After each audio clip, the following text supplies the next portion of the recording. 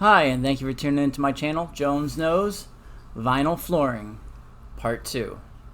We're installing NuCore from Floor Decor's waterproof vinyl flooring. Some before pictures of the job we're working on, during, and of course after. It's a health and wellness center. If you haven't seen the Part 1, make sure you tune into video 1 before you watch this one. But we're installing some NuCore waterproof flooring. This is the recap right here from Part 1, and I hope you enjoy. And as always, please subscribe to see more videos. What I'm trying to show everybody how to install is how an actual hire an installer off of Angie's List or any installer, professional installer you hire. This is how they install. This is how we install. I'm giving away some of the tricks of the trade. Alright, so now we got our first three rows in. So now what we want to do is pull this floor off the wall for our expansion. We just want to use either like a screwdriver or a chisel, and we're just going to basically pry it off the wall. Now what I like to say for a thickness is how much you want to pull it off the wall is, first of all, you have to take into consideration what kind of trim you're using. Leave plenty of expansion, it's not going to hurt.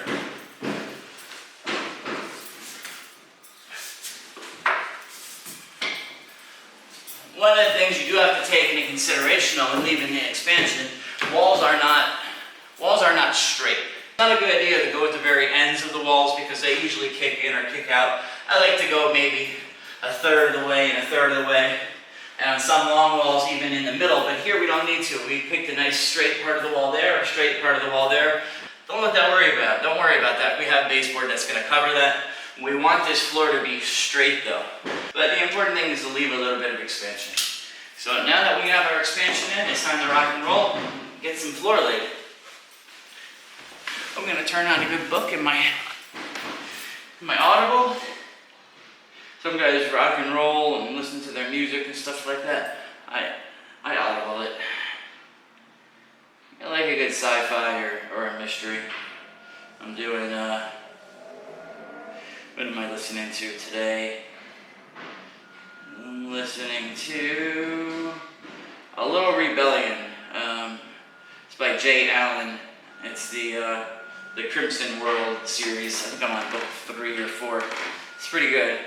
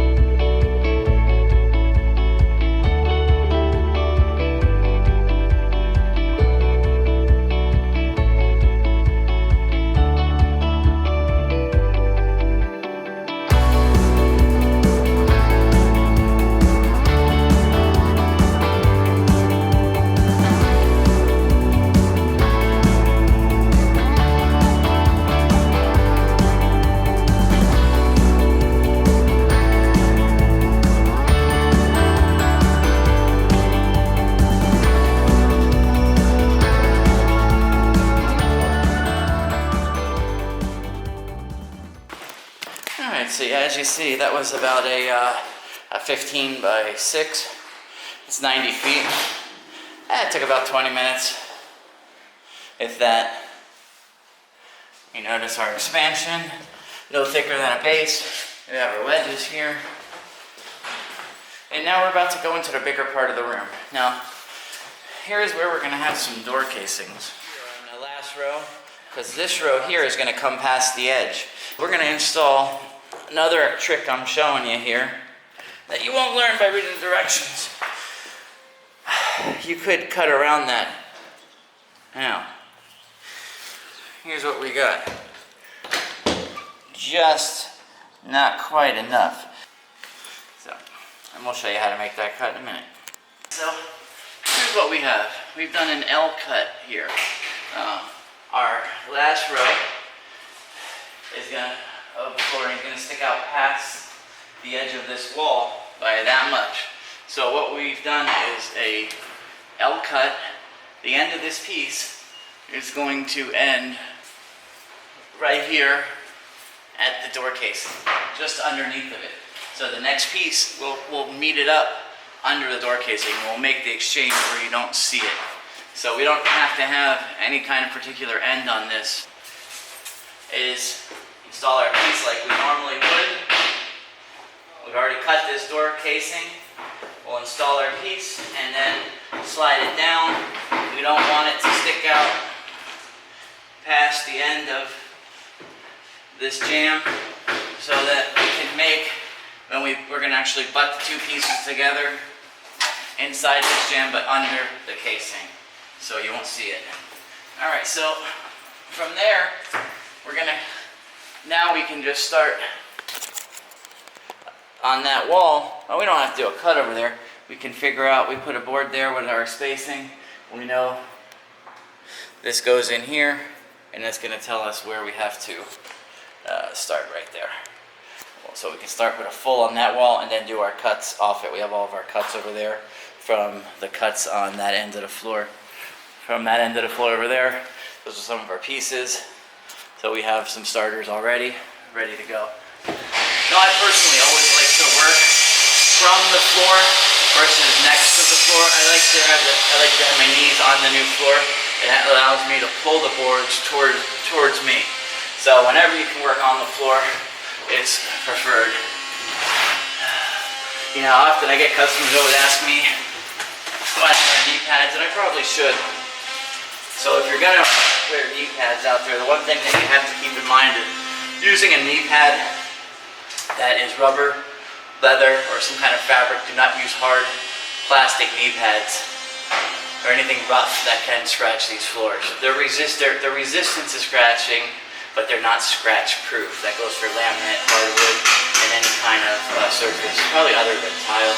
But I've even seen some tiles. I don't necessarily think tiles will scratch, but I guess technically you could scratch a tile, because I've scratched tile before moving furniture and appliances. So, but always use a soft knee pad when you're working on the floor.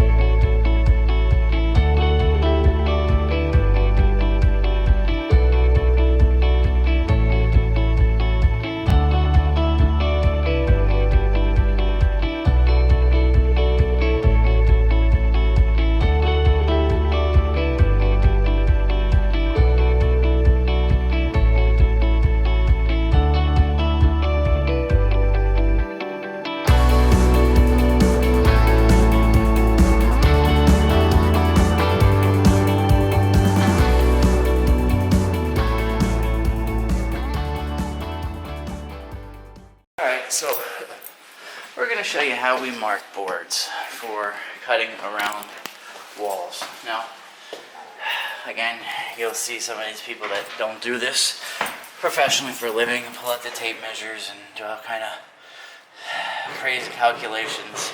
But I'm going to show you how an installer does this for a living would mark this. We're going to take our board. This is our last row of flooring right here. We're going to take our board that we want to put here. Now you see, it doesn't fit. It goes out past the edge of the wall. So we're going to take that board, we're going to lay it exactly where we want it, left to right, and we're going to put it on top of exactly on top of the last row. Exactly on top of the last row. We're going to take any scrap of flooring. We're then going to lay it up against the wall that we want to cut. We'll take our pencil or marker. We're going to draw a line, stopping when we get to the end of the wall. We'll take that same board. We'll put it now along the wall. We'll then draw the line this way.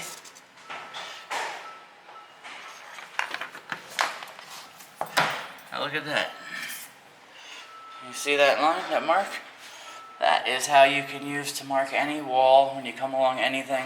Lay the board on top of the last row of flooring, and then take a board, any board, and just put it on top, put it up against the area you want to cut to, and draw a line right there. That is going to give you your distance. This gives you your distance to there. It works every time. It works in every spot, any kind of jam that you're in. Here we go. Okay, we just cut that along the line on our table saw. You could also use a jigsaw. You can also use your knife. You can score and snap it just like we cut the end joints. We'll drive the knife along it, and then you can use a pair of pliers to help you snap it, since it's a tough one to snap. But I use a table saw because I just love a table saw. It's my favorite tool, and it's easy for me. But and we have one set up, and it's fast. So, but I probably would have been faster just to use a knife and snap it. But you see that? See how perfectly that marks it? That tongue that sticks out on that board will give us our expansion space, and we don't have to worry about using a tape measure. So that's it. Alright, same thing. We need to calculate that space right there, but we'll lay the board, our new board, on top, lining the tongues up. We'll lay it up against the wall. We'll draw our mark, not going out, not drawing past the wall. And we'll slide our board there, line it up to the wall. Leave a little bit of space there for expansion. Draw the mark. Now, interesting thing. You notice that line is not straight. You see it goes out. Now, if I went to mark this board and I went to just use a tape measure, I wouldn't have got that angled mark. This wall is actually angled here. That's why laying that board on top of here calculated that exactly the way we needed it, which I couldn't have done that very easily with a tape measure. Alright, now you see our angled cut, perfect to the angled wall, which gives us the proper amount of expansion. If we tried to do that otherwise, we would have had a straight cut there, and we would have been tight up against here, wouldn't have had an even amount of expansion like we do there. So that's why we trace boards using a board to mark. Now let me explain something. Now this is another thing you won't learn that by reading directions, and you're also not gonna learn this by reading directions. People don't often explain this, and it's just something that helps you save on waste. You notice we got two little areas here. We got a place where the I guess a mini fridge is gonna go. It's a small unit here, and a place where a refrigerator is gonna go. So you see right now I'm at those areas, and I'm real tempted. This is gonna take like 5 minutes to cut these in, and I can have this area all done and finished. We're not going to do this now. We're going to leave this area because we can. Now we're past the edge of this wall. We can lay the rest of this room now without having to do any of this area. We're going to save this area till the end of the job. Why?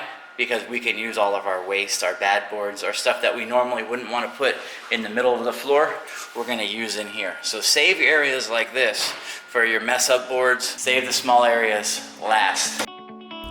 Thanks for watching part 2 of our vinyl installation. Be sure to tune into part 3, where we go over how to cut door jambs, finish rows, and how to install thresholds.